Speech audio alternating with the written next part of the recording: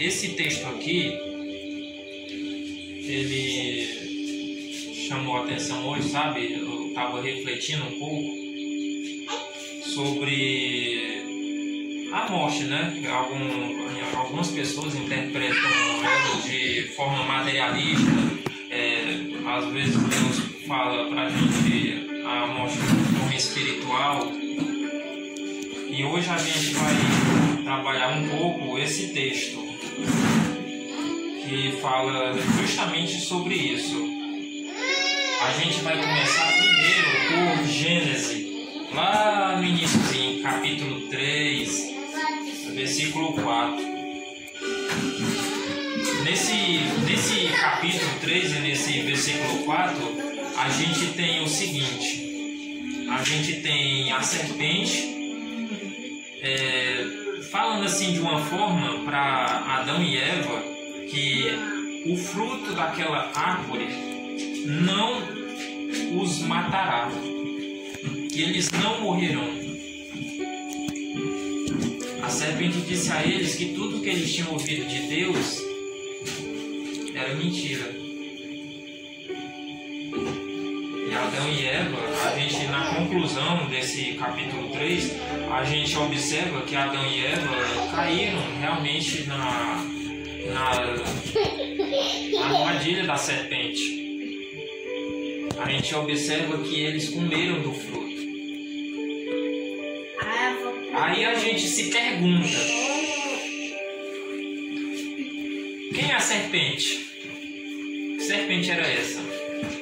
Porque o livro de Gênesis fala Deus colocando, assim, de certa forma, um castigo sobre ela, que ela de agora em diante vai rastejar aquela coisa e tal. Aí é onde algumas pessoas até mistificam, dizendo que era uma cobra e tal, aquela cobra fica dizendo várias coisas, mas nenhum deles chegam a procurar na Bíblia, ou até melhor, né, perguntar a Deus. E a gente tem essa resposta no começo dela, né? Lá em 2 Coríntios, capítulo 11, verso 3.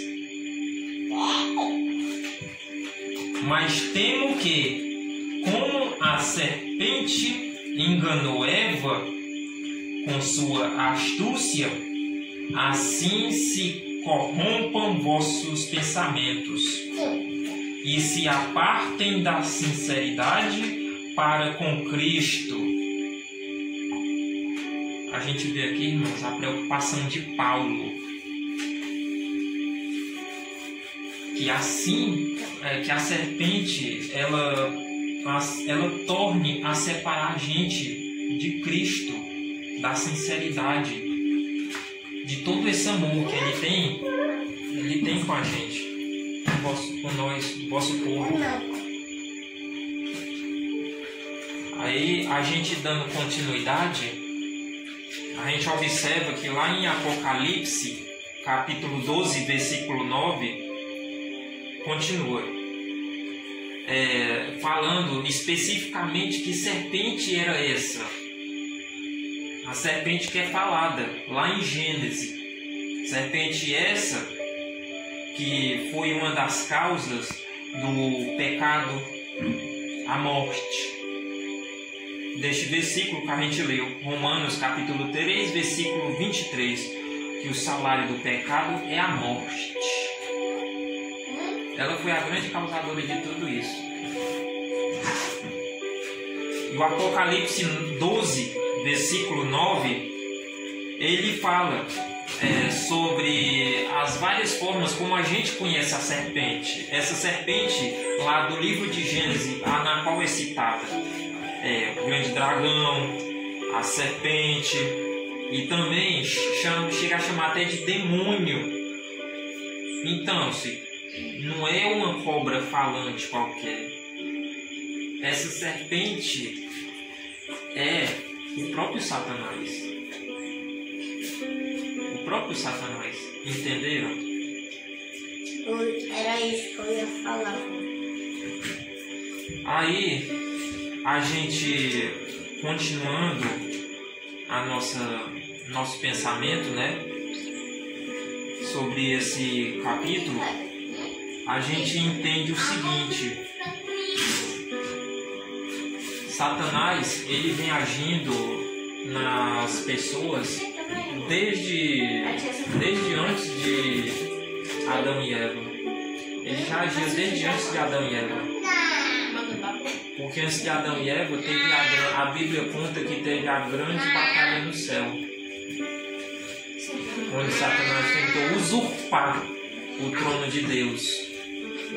Usurpar, porque ele achou que ele poderia ser maior que Deus. E a Bíblia conta que logo depois da grande batalha, Satanás, ele foi expulso do céu.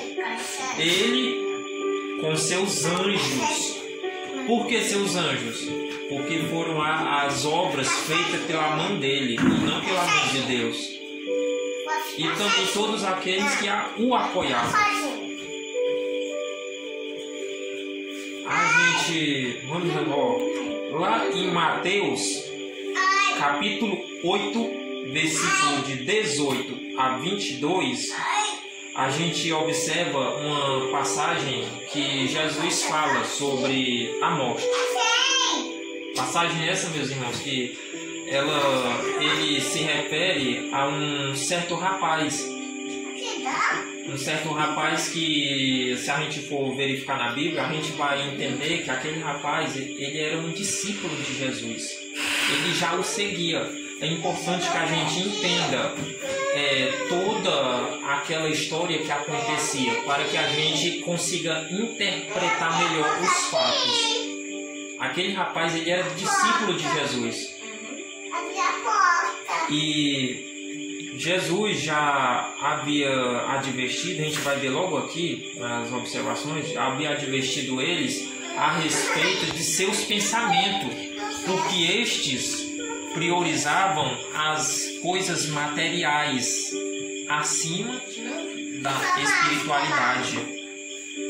Eles deixavam Deus em segundo plano e o material em primeiro plano. Não foi só esse rapaz. Houve também outro rapaz, houve também outra pessoa. E tudo isso chegou a, de certa forma, aborrecer Jesus pela forma com que eles deixavam os planos de Deus sempre em segunda instância. E Deus não quer isso. Que o primeiro mandamento, ele não fala justamente isso: amai a Deus sobre todas as coisas. E se a gente for pegar o livro de Gênesis, o primeiro verso diz o quê? Qual foi a primeira criação? Deus criou os céus. E depois, por quê? Porque primeiro vem os céus. Primeiro é o céu. E depois as coisas terrenas. O primeiro verso do primeiro capítulo de Gênesis, ele nos fala justamente isso. Ele poderia resumir a Bíblia toda. Porque se a gente tiver só esse primeiro verso em mente, a gente vai ter toda a compreensão divina. Porque é isso que Deus quer da gente. Que a gente coloque em primeiro plano as coisas de Deus. Porque as coisas materiais, Ele vos acrescentará em dobro. Aí Jesus fala, né? Deixe os mortos sepultar seus próprios mortos. Essa expressão é dita por Jesus e retratada nos evangelhos de Mateus, capítulo 8, versículo 22, versículo 18 a 22, e também em Lucas, capítulo 9, versículo de 57 a 62. Dois evangelistas que tratam dessa passagem, onde Jesus se refere a este rapaz. Deixe que os mortos enterrem seus próprios mortos. devemos observar, meus irmãos, atentamente que Jesus está colocando à prova alguns daquelas pessoas, como eu já havia citado aqui, que estavam ali e que queriam seguir Jesus. E Jesus estava ali, de certa forma, afunilando para ver realmente quem poderia estar ali seguindo ele. E ele sabia, claro, de tudo. Pensamento, coração, ele vê tudo. Por isso que ele falou dessa forma. Não foi uma forma arrogante ou uma forma ignorante. Ele sabia do pensamento deles. E ali com eles havia um escriba. Um escriba.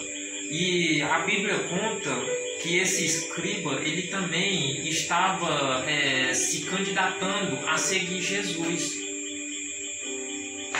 E a Bíblia conta que Jesus olhava para eles, olhou para esse escriba e falou: olha, você quer me seguir? Tudo bem, mas me seguir não vai ser fácil não, não é moleza não, é muito difícil. Jesus falou isso várias vezes: quem quer me seguir, tome a sua cruz e venha. Ele não disse que seguir ele seria você flutuar nas nuvens com asas, e se livrar de tudo que for ruim. Jamais, em nenhum momento ele falou isso. Aí para esses escribas ele até falou, dando a entender para ele: as raposas têm covis, as aves do céu têm ninhos, mas o Filho do Homem não tem onde reclinar a cabeça. Mateus capítulo 8, versículo 20. O que ele quis dizer? Jesus estava ali apenas para pregar a palavra. Ele não se preocupava nem com o dia de amanhã. Porque quem se preocupa com o dia de amanhã é quem vai se preocupar com todas essas coisas. Onde eu vou morar, o que eu vou comer, o que eu vou vestir. E Jesus sempre alertou os seus discípulos sobre isso. Não se preocupem. Os pássaros não trabalham e, no entanto, não lhe falta comida. E ele ainda continuava: e quem lhe dá esta comida? Deus. Era isso que Jesus quis dizer a esse escriba.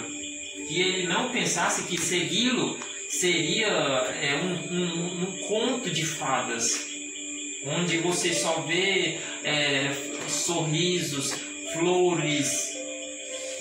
A gente observa na Bíblia que vários ancianos foram apedrejados, degolados. E foi assim, antes de Jesus, com Jesus e depois de Jesus, e é assim até hoje. Não é fácil seguir a Jesus. E ele sempre deixou claro isso. Ele nunca enganou ninguém. Também ele falava: não ajunteis tesouro na terra, onde a traça e o ladrão onde a traça pode comer e o ladrão pode roubar. Porque o nosso principal tesouro está onde? No céu. Segundo o texto, outro rapaz falou da sua condição. Esse outro rapaz é justamente esse que a gente estava comentando aqui. A gente observa o texto todinho e verifica que ele não é um rapaz que estava ali de passagem. Ele é um rapaz que já seguia Jesus há algum tempo. Provavelmente ali daquela região, ali daquela cidade, de que seguia Jesus há algum tempo. Era um discípulo que Jesus já havia o escolhido para o ministério.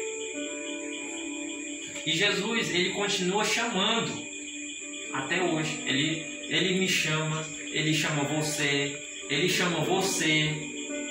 Até hoje ele continua chamando a gente para o ministério. E foi assim com esse rapaz. Foi assim com esse escriba. Mas o escriba achava que era ele assim: quer me seguir? Tudo bem. Só que olha só, você vai encontrar dificuldades. Aí esse rapaz coloca a condição dele. que é justamente essa. Eu quero ir com você, mas deixe primeiramente sepultar meu pai. É o que ele fala. Deixe primeiro que eu sepulte o meu pai. Lucas capítulo 9, versículo 59. Que é onde ele faz esse pedido. Eu posso até ir com você, mas deixe que eu retorne para que eu sepulte meu pai. Aqui é importante a gente parar um pouco aqui para analisar justamente esse fato. Por que deixe-me ir para que eu sepulte meu pai? Entenda o seguinte, olha, com certeza aquele rapaz ele já seguiu Jesus há algum tempo. O que a gente tem que entender é justamente a questão da tradução e a interpretação da situação. O que o rapaz quis dizer é o seguinte, olha, quando a gente recolocar a frase, a gente vai entender que Jesus, poxa, mas assim também é demais. Porque olha só, o rapaz entendeu o seguinte, ele olhou para Jesus e disse assim, tudo bem, eu continuo lhe seguindo, mestre, mas deixe que eu cuide do meu pai até que ele morra. Deixe que eu cuide da minha família até que os mais velhos morram. Porque era costume naquela região. Era costume entre aquele povo o respeito pelos mais velhos. E os mais velhos não podiam ser isolados até mesmo a forma que a gente vê hoje. Pessoas idosas que não têm onde ficar, são jogadas ao relento. São jogadas no asilo, onde pessoas essas que sofreram para criar suas famílias e que na sua velhice foram esquecidas. E lá naquela região era costumeiro que os mais velhos fossem bem tratados. Provavelmente a situação era essa, e com certeza era essa.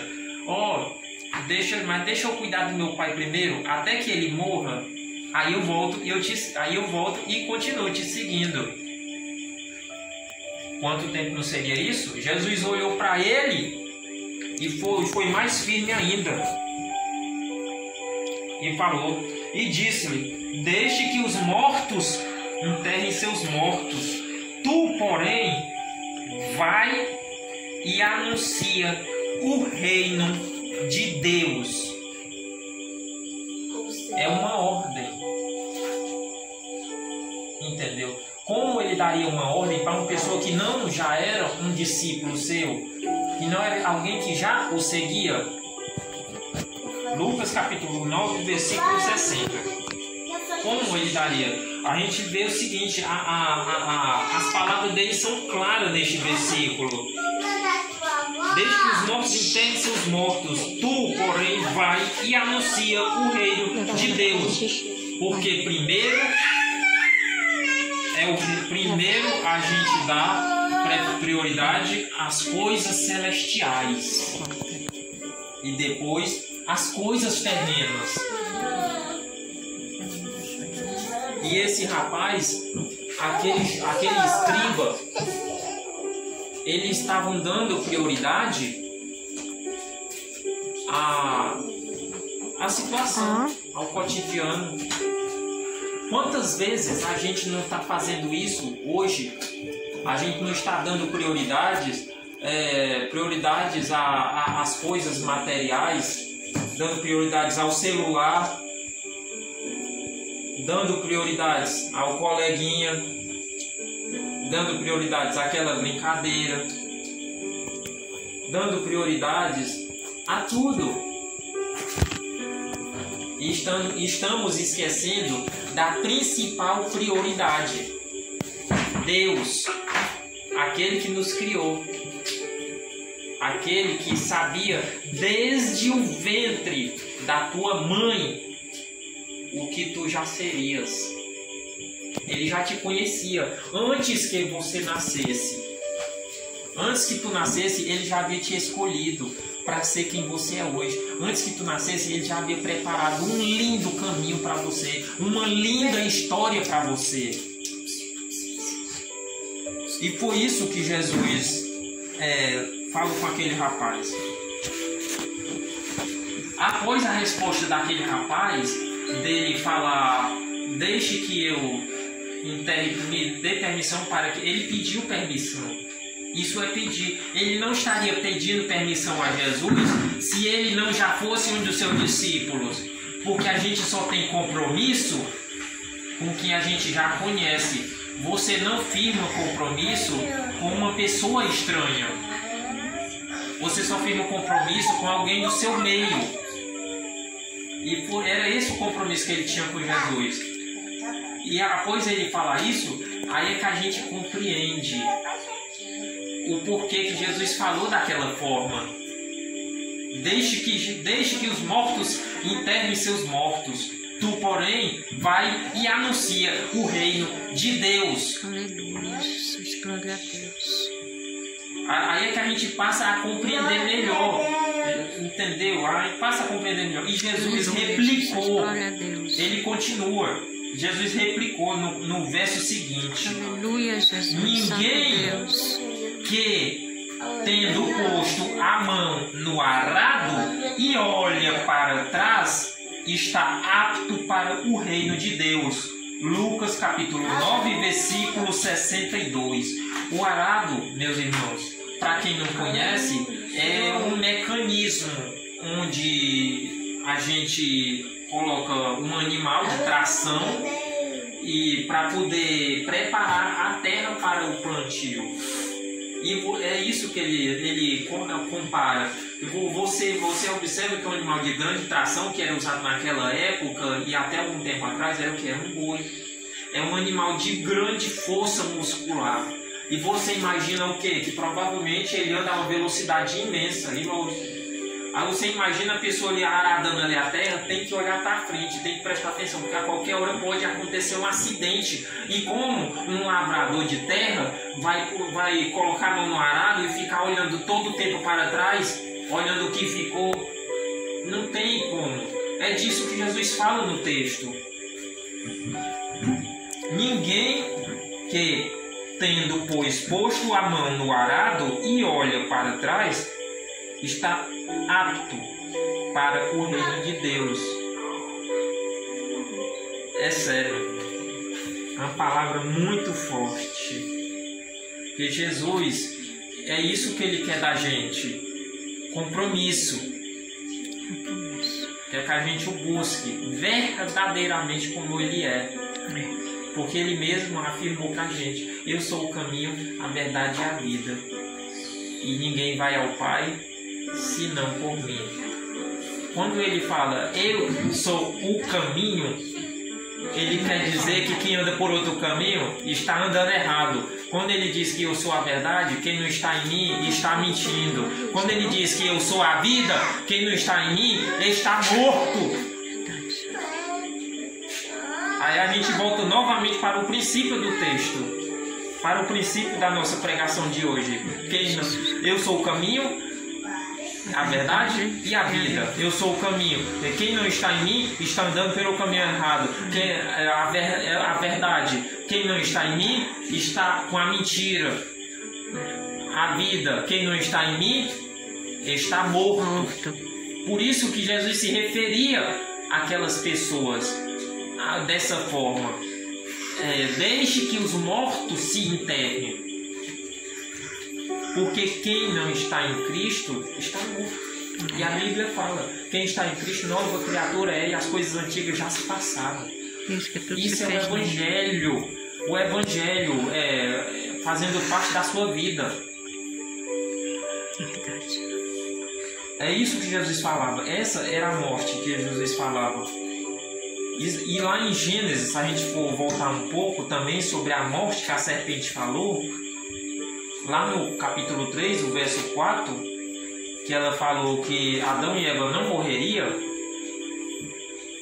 a Bíblia, se a gente for observar bem, a gente vai ver o seguinte: lá realmente não tinha especificando o dia, a data e a hora, mas sim que eles morreriam. E a Bíblia conta que um dia eles morreram. Ou seja, se eles não tivessem cometido tal pecado e tal desobediência, eles não conheceriam A morte. a morte. Morte Aí carnal. a gente volta lá em Mateus capítulo 18, versículo 20. Não, peraí. Romanos capítulo 6, versículo 23. Porque o salário do pecado é a morte. Morte. Foi esse o pagamento deles. Pecaram, Salário do desobedeceram e foram assalariados pela morte. Eles passaram por todo aquele sofrimento humano, por todo aquele sofrimento concluído com a morte. E eles não iriam conhecer se não tivessem desobedecido a Deus. E isso perdura até hoje.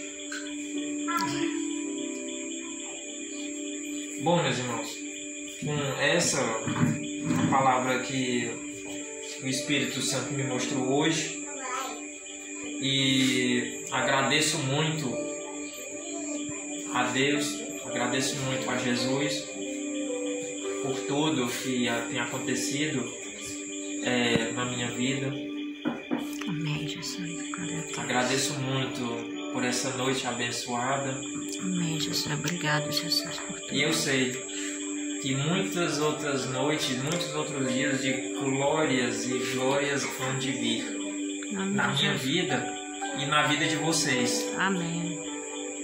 Amém. Deus hoje está profetizando na vida de vocês que vocês vão receber a glória, a graça que vocês tanto pediram. E vocês só têm que fazer posse dessa graça. Vocês têm que tomar essa graça porque ela já foi dada para vocês. A graça já foi dada para vocês. Vocês só têm que tomar ela. Uma posse. Tome posse Amém. da graça. Amém. Amém? Amém. Amém.